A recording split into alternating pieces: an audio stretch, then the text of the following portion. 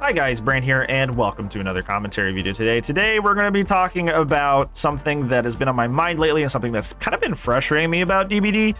It's something that I have found, like, just in general, just like completely unfun to play, and has ruined, and like most of the matches that I don't enjoy, most of the matches I consider to be a bad time, have been ruined on both sides by this concept, and that concept being, if you can read the title, good job, that gen perks I think suck.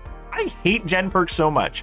And gen perks, to quickly define, if you wonder what I'm talking about, yeah, I mean gen slowdown and I mean gen rush. So like hyper focus, stakeout, toolbox, that stuff.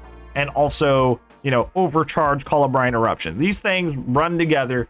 I don't like these things. And when I run into these things, I almost always have a bad match. I almost always have an unfun time.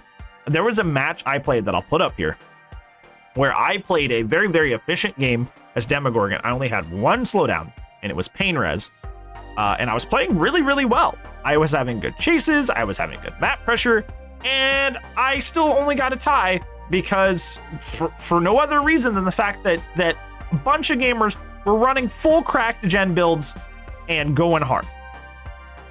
And it was just, it put me in like a really demoralized place because like I knew myself that I had played well. Nobody plays perfect, but I knew I played a really, really good match of DBD.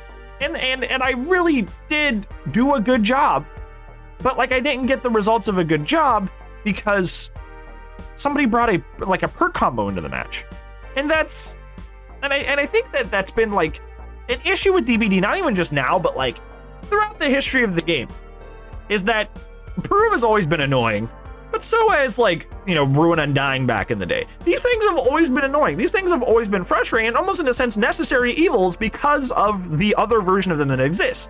People run Overcharge, Colubrine, and Eruption because they're tired of running into Stakeout, hyper-focused toolbox. They're tired of running into these things, so they run into each other. So whenever you end up with somebody who's not running that broken, annoying stuff, you're still going to be putting that like really oppressive match on that group of people because you're expecting a group of people who are oppressive. And I feel like, not even just in the sense of like a fun aspect, but I feel like gen perks in general are the most boring aspect of this game for this primary reason. They're the most boring aspect of the game because they happen when nobody's looking, for the most part. They happen when nobody's looking. I love chase perks. I think chase perks are super fun because you have to make snap decisions on the fly. Oh man, he has brutal. He kicked that pallet really quickly. Or oh hey, he has enduring. That stunned him really quick. Oh he's got stabiffle. Well, don't go for that save. He'll recover and get you off the hook like before I can do anything.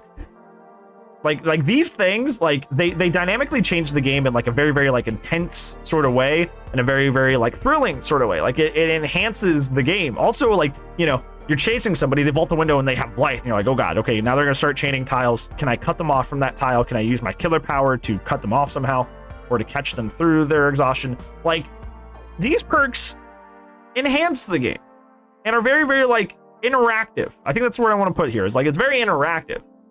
But that's not the case at all with gen perks, because gen perks, you can't pressure a gen better if somebody sits in the corner of the map, especially on large maps like Ormond, like they're off, like say you spawn in Shack back there and they're in the top left on the other side of the resort, and they hop on the gen and they plow through a gen with you know, they're with their friend, they got Prove, they have Stakeout, and they have hyper focus in a toolbox. They plow through that gen. And like there was no counterplay, there was no play better, there was no I should have done better, there was no interactivity, there was nothing that I could have done, and there's no way I could have interacted with those players. They're like, I didn't even see them yet, and they got 1/5 of the whole game done, and almost instantly.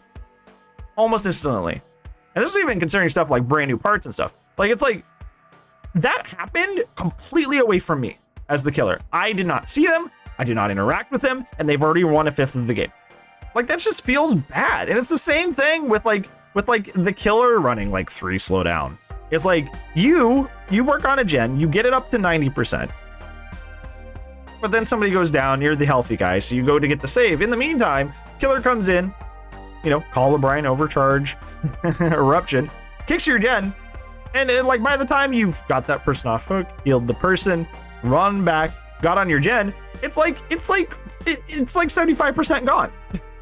Like all that work you put in was like 75% gone.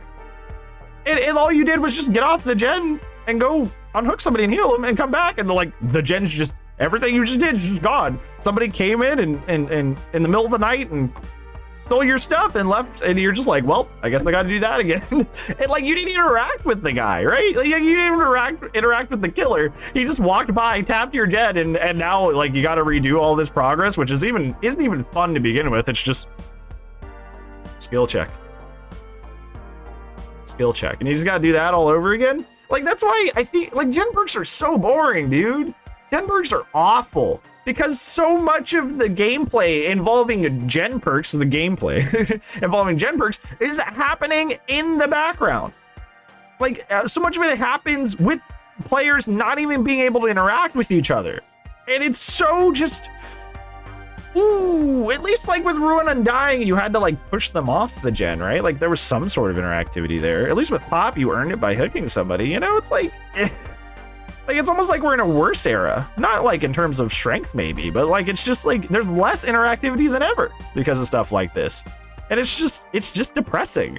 Like it feels like sometimes you lose the game because you didn't bring the right perks. And I know that's been a thing for a while, but like, I was hoping that the mid chapter would deal with a lot of that, but it feels like a lot of the time, both on Killer and Survivor, I lose games just because I didn't bring the right perks in the match. And that's just like a demoralizing feeling. Especially since a lot of these perks and their massive strengths happen without anybody interacting with each other. And it's just like, it's like you can do so little. It's so upsetting. But yeah, that's why I think gen perks are not good for the game, and why I personally dislike them is because they're very powerful, but most of the interactivity is non-existent. Like most of the power happens off screen away from both player sides. So there's not really too incredibly much you can do about it because it is just happening off screen away from you. And I think this game really thrives when the two sides interact with each other as much as possible. And obviously those things directly counteract that. Yeah, what do you think of gen perks? Both slow down and slow up. Slow down. Am I okay? Yeah, both gen rush and slow down. I'm just gonna leave that in. Both gen rush and slow down. What do you think about those kind of perks? And let me know down in the comments below. Well, that's gonna be it for today's video, friends. Thank you so much for watching, and I will see you tomorrow. But if I don't, I'll see you when I see you. Goodbye.